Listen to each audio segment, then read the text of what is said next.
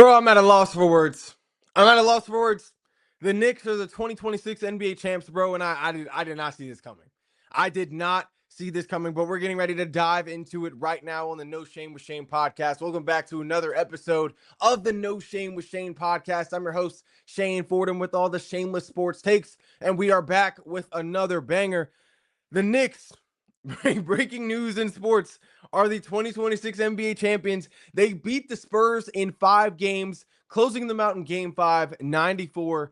The Knicks getting it done in 5, winning their first NBA championship in over 50 years. They quenched the drought. They end the drought. The drought is over in New York. The city is going crazy right now. I know y'all saw the city's burning down. School buses are on fire. Ambulances are tipped over. You know, it's a mess. It's a mess, or at least it was a mess before. I guess they before they cleaned up the streets. But yeah, the Knicks got it done. I thought for sure it was going to be Spurs in 7. I thought for sure it was going to be Spurs in 7. You know, I think we saw the difference in experience between these two teams. We saw the difference in coaching between these two teams. We saw the difference in execution between these two teams, especially in the fourth quarter, in crunch time of the game, situational basketball. It just, the Knicks just outplayed the Spurs. But I will say, the Knicks outplayed the Spurs for sure, not taking anything away from the Knicks, but looking at this NBA Finals series, the Spurs did as much to lose this series as much as the Knicks did to win. Like, looking at this NBA Finals series, the Spurs did as much to lose as the Knicks did as much to win. The Spurs did as much to lose as the Knicks did to win. Like, the Knicks played great ball for the most part. Played great ball. They got great coaching from Mike Brown. But the Spurs definitely helped them in this series because the Spurs, they honestly gave them this series. Like, if you look at all five of these games, the Spurs had a double-digit lead early on. The Spurs had a double-digit lead, 4 of which ended in a Knicks comeback. Like, the Knicks got off to a late start in all of these games. Like, game 1, Spurs led by 14 points. That was an L. Game 2, Spurs led by 12 points. That was an L.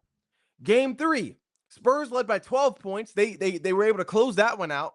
Game 4, they led by 29 points, obviously resulting in the largest comeback that we've ever seen in the NBA playoffs. That was an L. Then game 5, obviously, they were up 16 points, and they couldn't bring that home. Like, bro, in San Antonio. So the Spurs definitely did as much to lose this series as the Knicks did to win. Like, the Spurs, they got too comfortable with the leads. They took their foot off the gas, took their foot off the Knicks' throat. Like, they couldn't execute in the clutch. They couldn't adapt their style of basketball to the situation of the game. Like, the Spurs definitely did as much to lose this series as the Knicks did to win, for sure. Because this honestly was the Spurs series. The Spurs, this should have been the Spurs series to win. Should have been the Spurs series to win. They honestly fumbled. They fumbled the bag on this series for sure. We saw the Spurs honestly kind of outplayed themselves. They honestly kind of outplayed themselves. But to me, the biggest reason why the Spurs lost this series is because of De'Aaron Fox. It's because of De'Aaron Fox. Like, bro, De'Aaron Fox lost this series for the Spurs. Like, you can blame Mitch Johnson. You can blame the coaching. You can blame the missed free throws from Wemby, his fourth quarter execution. But the biggest reason to me is De'Aaron Fox. De'Aaron Fox was absolutely terrible in the series. He was terrible. Like, there's no sugarcoating it. Like, he had his moments in the playoffs. He had his moments in the regular season. But throughout the finals, through this last series here against the Knicks, De'Aaron Fox was awful. De'Aaron Fox was god-awful. Game 5, 7 points, 20% from the field, 12% from the three-point line, 1 for 8. Why is De'Aaron Fox shooting 8 three-pointers? Why is De'Aaron Fox taking 8 threes? Game 4, 18 points, 37% from the field. Game 3, 12 points, 28% from the field. Game 2 had a solid night, 20 points, 66% from the field. But game 1, he started off on a bad note. 7 points, 23% from the field, 0 for 4 from the three-point line. De'Aaron Fox was god-awful. De'Aaron Fox is the reason why the Spurs lost this series. You can't get that type of production from a guy who is your starting point guard, a guy who was supposed to be the vet of this team, a guy who was supposed to be honestly the secondary closer of the squad, the guy who's supposed to be controlling the pace, controlling the tempo, setting the tone, really, aside from Wemby. Like, bro, De'Aaron Fox is the reason why the Spurs lost this series. Like, bro, honestly, the Spurs continuing to start De'Aaron Fox and give him minutes over Dylan Harper is really what lost the Spurs this series. Because Dylan Harper, as a rookie, he outplayed the vet, and in almost every single game in the finals, he outplayed the vet consistently throughout this series. Consistently. Like, bro, game 5, De'Aaron Fox, 7 points, 20% from the field. Dylan Harper, 25 points, 52% from the field. Game 4, De'Aaron Fox, 18 points, 37% from the field. Dylan Harper, 21 points, 66% from the field. Game 3, Fox, 13 points, 27% from the field. I'm sorry, 12 points, 28% from the field. Dylan Harper, game 3, 13 points, 27% from the field. Still out, not great, but still outplayed him. Game 2, 20 points. Dylan Harper, 15 points. Game 1, De'Aaron Fox, 7 points, 23%. Game 1, Harper, 16 points, 60%. Dylan Harper outplayed De'Aaron Fox in 4 out of 5 games of the NBA Finals. 4 out of 5 games. And was still not on the floor in the most important, in most of the most important moments of the series. He was not, he honestly wasn't in long enough in game 5. There's no way De'Aaron Fox should have continued to get minutes and start over Dylan Harper. There's no reason. Dylan Harper was better than De'Aaron Fox in every aspect of the game. Every aspect. He scored better. He rebounded. He was better on the boards. He played better defense. He was more clutch. He was slightly better at facilitating. Slightly. The Spurs continuing to start De'Aaron Fox over Dylan Harper is honestly the biggest reason why the Spurs lost the series. Biggest reason, because De'Aaron Fox was holding them back. He was holding them back. So the Spurs honestly did just as much to lose this series as the Knicks did to win. But in going back to the Knicks played great ball for the most part. They played great ball for the most part. Like the Knicks honestly solidified themselves as an all-time playoff team for sure. All-time playoff team. The Knicks not only solidified themselves as an all-time playoff team, but to me, they're honestly the best team to win a championship in the past 5 years. In the past 5 years. Like, you can say that's recency bias, but when you actually look at it on paper and what these guys accomplished, also the personnel that they had on the floor, and the coaching that they received, the Knicks are the best team to win a championship in the past 5 years. Like, you look at the champions from within these past 5 years. Obviously, the Knicks won this year. Thunder won last year in 2025. Celtics won in 2024. The Nuggets won in 2023. And then the Warriors winning in 2022. If I got to rank those champions in order from worst to best, I'm ranking the Warriors at 5. I'm ranking the 2023 Nuggets at 4. I'm ranking the 2024 the 2025 Thunder at 3. I'm putting the 2024 Celtics over the Thunder, and then I'm putting Knicks at 1. To me, this Knicks team accomplished something that only one other team in the history of the NBA has accomplished in winning 13 games in a row. Only the 2017 Warriors did that. So, bro, to me, the Knicks are the best team to win a championship in the past 5 years.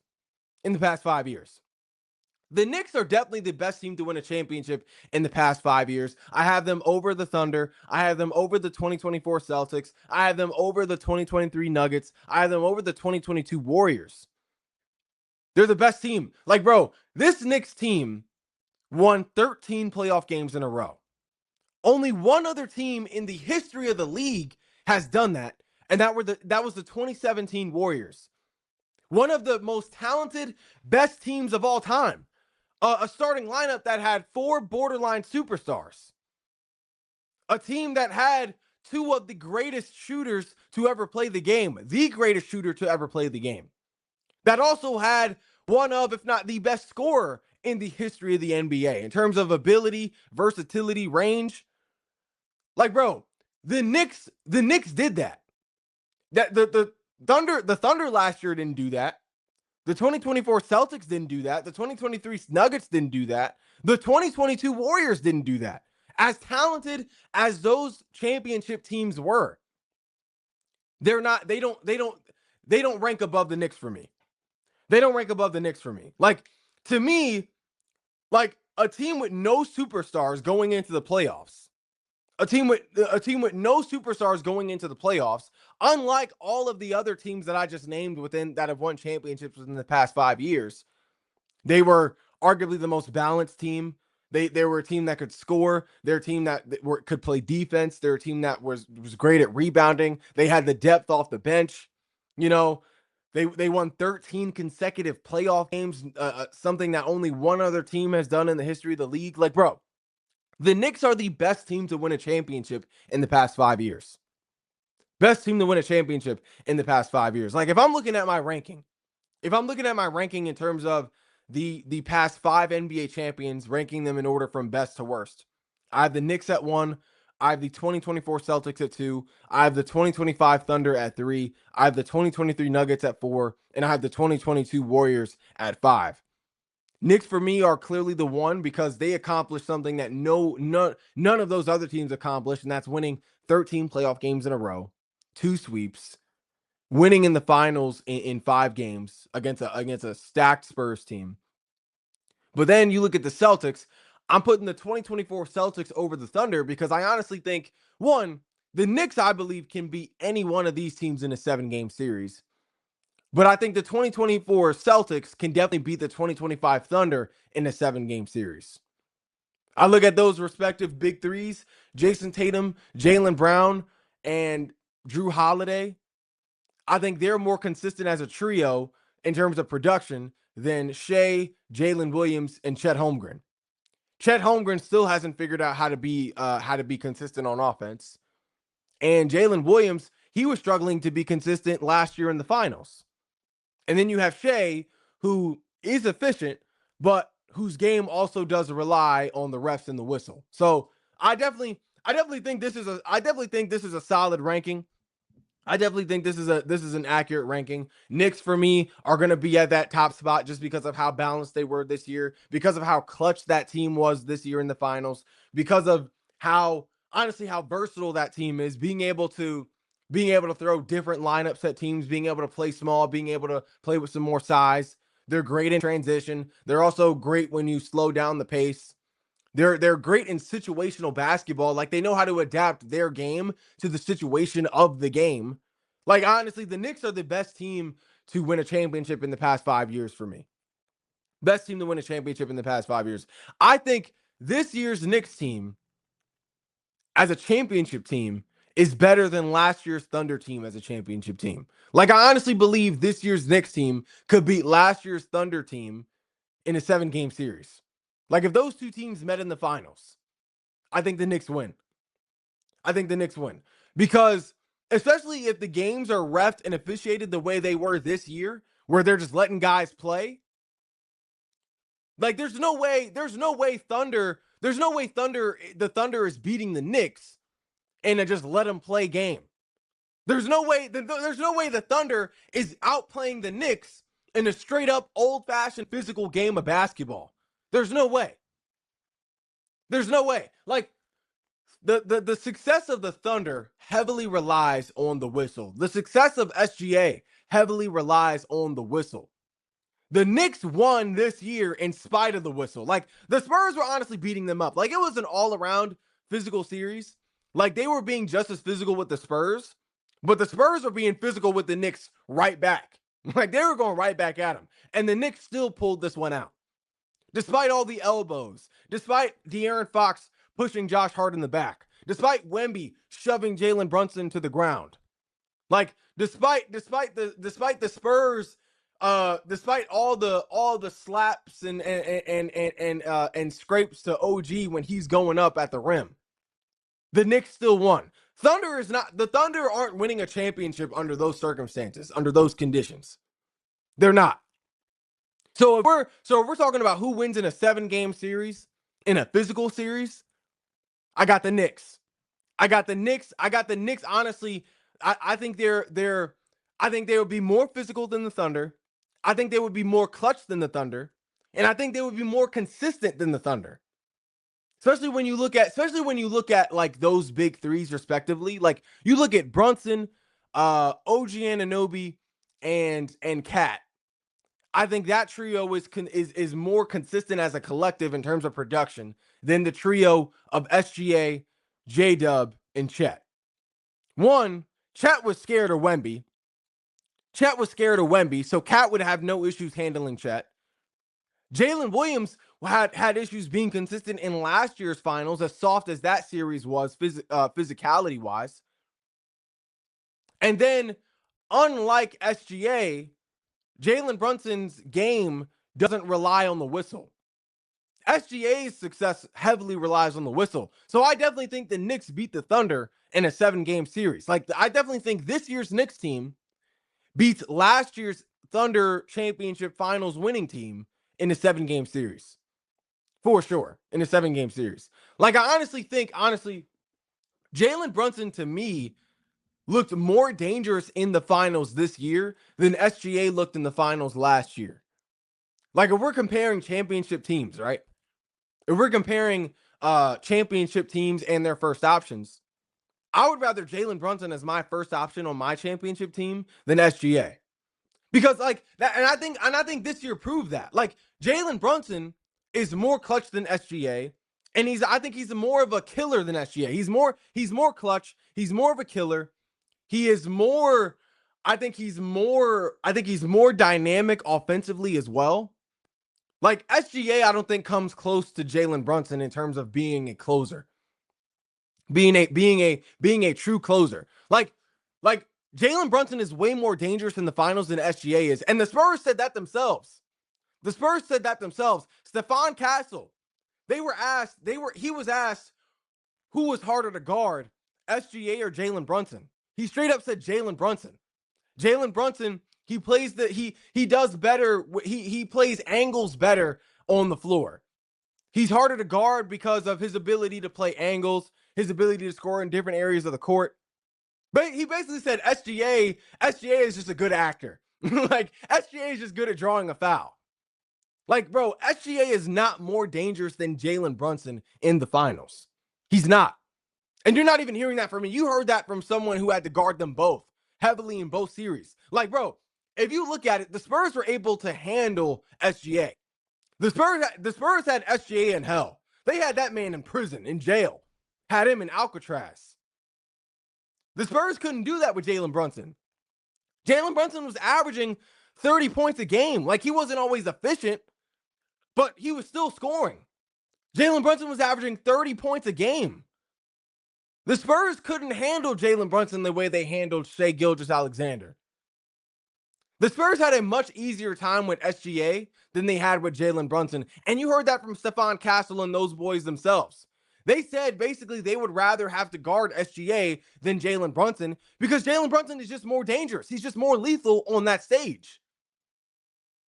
So I would definitely take Jalen Brunson over SGA as my number one option on a championship level team. And I would definitely take this year's Knicks team over last year's Thunder team in the finals 1,000%. 1,000%. But bro, speaking of Jalen Brunson, bro, Jalen Brunson deserves a statue in New York. He deserves a statue at the Garden. Like, this man made history in New York. He accomplished something that no other Knick has been able to accomplish. Not Patrick Ewing, not Carmelo Anthony, not Bernard King, not Willis Reed. Like, no other Knick has been able to accomplish what Jalen Brunson accomplished this year, and that is be a number one option on a championship team, on a championship winning team. Jalen Brunson led the Knicks to their first title in over 50 years. 50 years, this Knicks organization hasn't sniffed a finals trophy. Hasn't sniffed it. Jalen Brunson, as an undersized 6-foot guard, led the Knicks to their first title in over 50 years, averaging 30 points per game. in the clutch, coming through in the clutch. Jalen Brunson deserves a statue at the Garden. He deserves a statue at the Garden. Bro, game 5, 45 points, 50% from the field, 57% from the three-point line. That was, bro, this man, Jalen Brunson was consistently lethal. Like, he wasn't always super efficient throughout this series, but in game 5, with the entire series on the line, in San Antonio, Jalen Brunson had his best game, 45 points. Super efficient from the field, super efficient from long range. Jalen Brunson accomplished something that no other Knick has been able to accomplish, and that is win a championship in New York. Win a championship in New York. Jalen Brunson deserves a statue at the Garden, and he solidified himself as the greatest Knick of all time. Bro, Jalen Brunson deserves a statue at the Garden. He deserves a statue at the Garden. He made history in New York, accomplishing something that no other Knick has been able to accomplish during the history of the entire franchise, at least since 1970.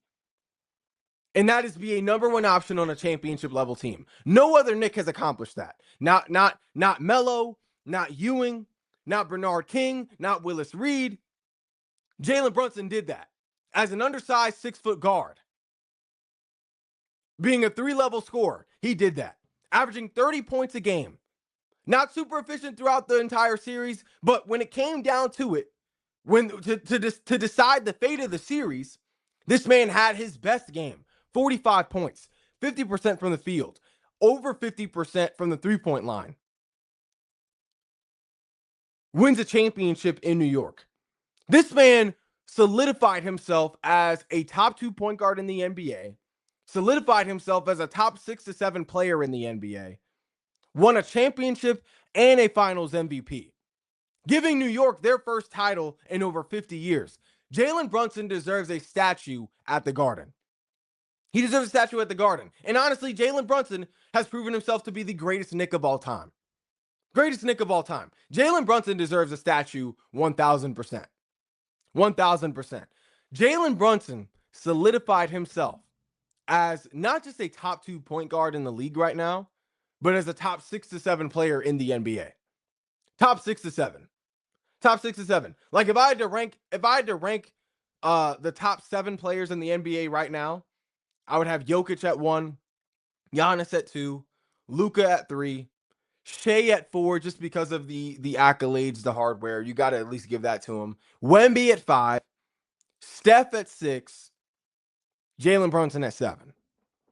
I think those are the only players right now that you can have above Brunson within reason. Obviously, Jokic being a multi-time MVP, being a champion. Giannis being an MVP and a champion. The production, the volume of work. Luka, the volume of work, being to a finals. Shea, the more so the accolades, the production, the efficiency rating. Wemby, the overall talent, his ability, getting to the finals within his first 3 years in the NBA, defensive stats that we have never seen in the league before, while still being a number 1 option on offense, a dominant offensive threat. Steph, still playing at an elite level when he's healthy. I really don't care what anyone says. Greatest shooter of all time. As long as he's in the league playing at this level, he's going to be within that top 5 to 6 range for me. 4-time champion, back-to-back MVP. I think those are the only 6 guys that you can really have above Brunson right now. You can, and obviously you can make an argument for Brunson being top 5 for sure. You can make an argument. I wouldn't be mad at any arguments for Brunson being top 5. But for right now, that's my ranking. But Brunson is sitting comfortably at 7. Comfortably. Like I said, he has an argument for top 5, but that's really my ranking right now. Brunson has comfortably wedged himself in that top 5 to 7 category. Top 5 to 7 category, 1,000%. But honestly, like, Jalen Brunson winning this finals, we need to have some uncomfortable conversations about where he ranks as a point guard right now. Because honestly, after winning the finals this year, winning a finals MVP, Jalen Brunson is better than your favorite prime point guards. Like, let's be real, bro. Jalen Brunson is better than your favorite prime point guards. Like, bro, Jalen Brunson is better than prime Kyrie. He's better than prime Russ. He's better than prime Damian Lillard. He's honestly better than prime D Rose. And I know that sounds crazy, bro. I know that sounds crazy. D Rose forever be a legend, but with I know he would have done a lot more in his career if he never got hurt. But the fact is, with what we saw from him before getting hurt, you got to put Jalen Brunson over him because he's accomplished more. Like, Jalen Brunson accomplished something that none of those point guards in their prime that I just named have been able to accomplish, and that's be a number one option on a championship winning team, winning a finals MVP on a championship team. Like, bro, none of those guys have ever been first options on a championship team. Like, they've all had their respective moments in the regular season, of course, even in the playoffs, of course. They've all had their moments, but none of them have ever come through the way that Jalen Brunson came through this year for the Knicks. Really, this entire playoff run, but in the finals specifically. Jalen Brunson is better than your prime point guard. Is better than your favorite prime point guard. Jalen Brunson is better than your favorite prime point guard. I would take Jalen Brunson over Cleveland Kyrie.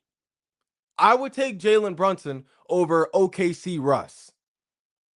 I would take Jalen Brunson over, obviously, Portland Dame. I would take Jalen Brunson over Chicago D Rose. And honestly, I know how crazy that might sound, but it's true.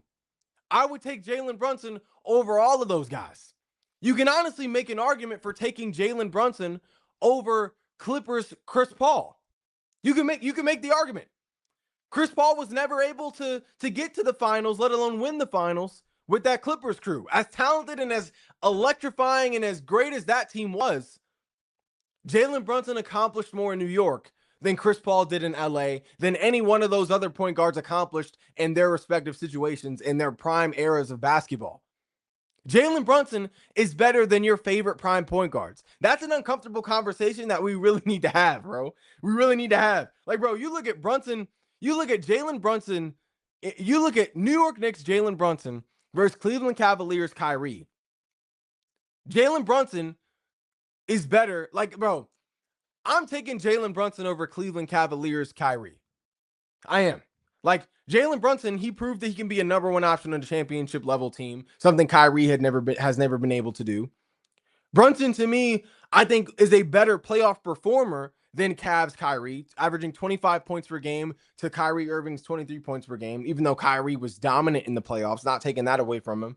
But then also, I think Jalen Brunson was more clutch in the playoffs than Kyrie Irving was in the playoffs, especially in the finals. Like, bro, Kyrie Irving has had an iconic Game 7 shot. Yeah, he hit that iconic Game 7 shot against the Cavs comeback against the Warriors.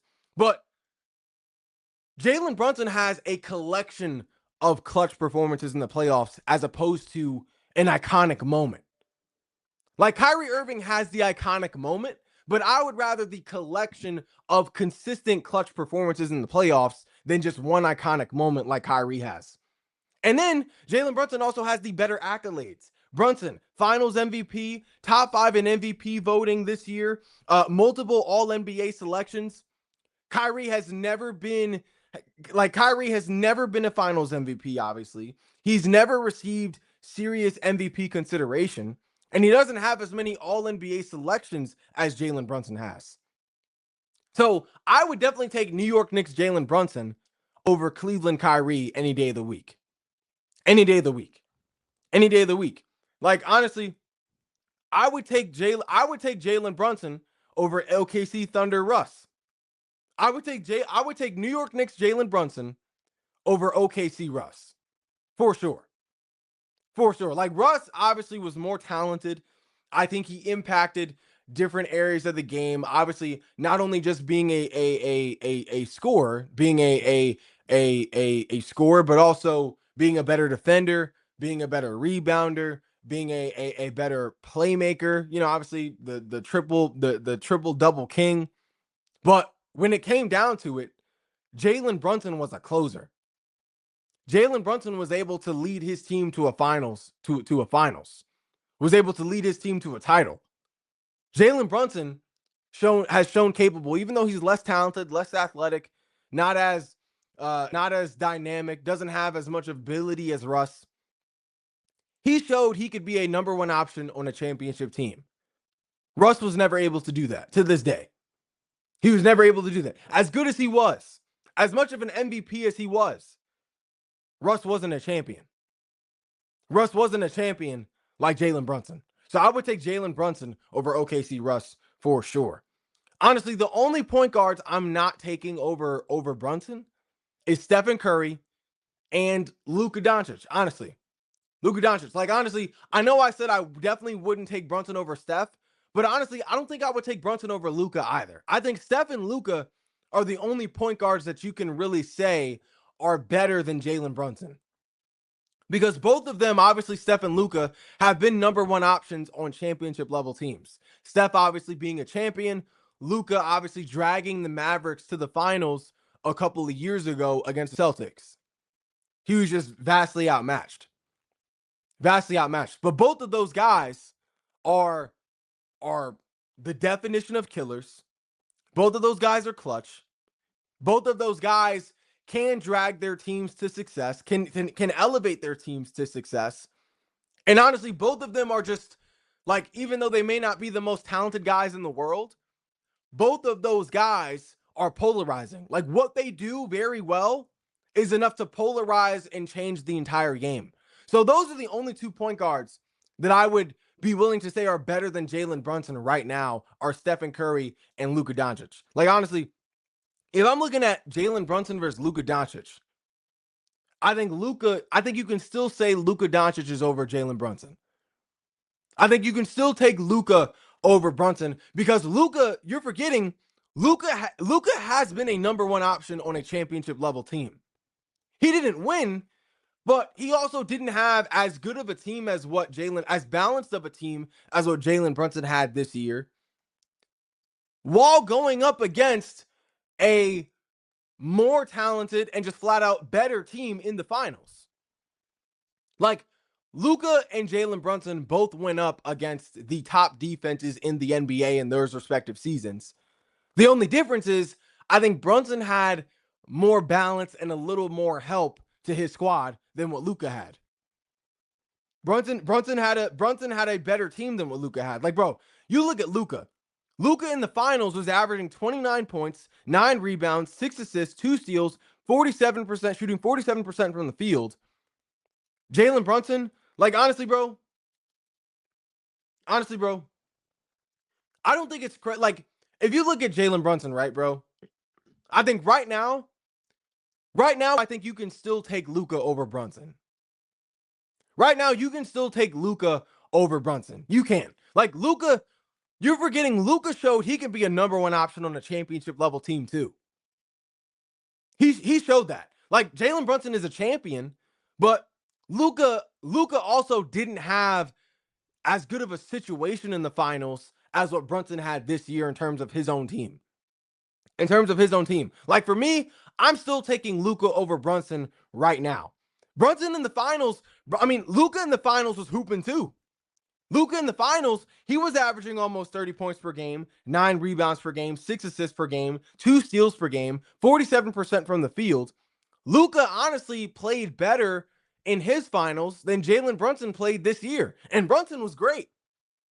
The only difference is Brunson had a better surrounding cast, a better balanced surrounding cast than what Luka had in his finals year in 2024 against the Celtics. He did. Luka led all players in points and rebounds. He was impacting the game in different areas other than just scoring. And Luka did what he did against the top-ranked defense in the NBA that season, just like Brunson did this year.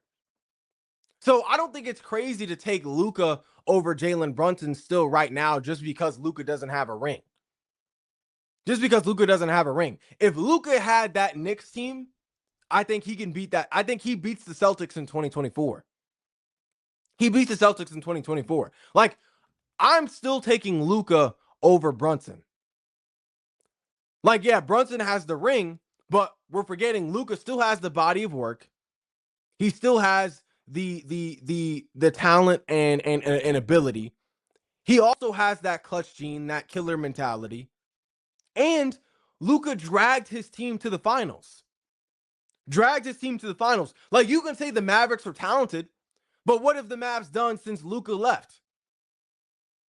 What have the Mavs done since the Luka trade? So I'm definitely taking Luka over Brunson right now, because if Luka had the surrounding cast that Jalen Brunson had this year, Luka would have been a champion in 2024 too. He would be a champion right now as well. Brunson was great in the finals this year.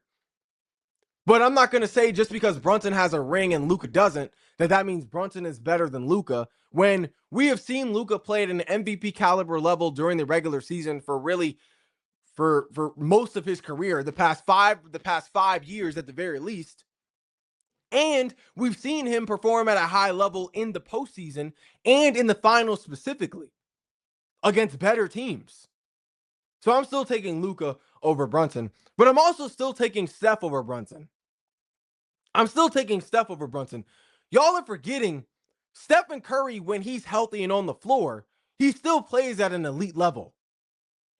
He's still the greatest shooter to ever play the game. He's still a top one. He's still the best point guard playing the game right now. You're forgetting Stephen Curry is a 4-time champion. You're forgetting Stephen Curry is a back-to-back unanimous MVP. You're forgetting Stephen Curry, when he's healthy, can single-handedly change and take over a game just by stepping across the half-court line. I'm still taking Steph Curry over Jalen Brunson, even though Jalen Brunson had a dominant postseason this year, had a dominant finals run this year.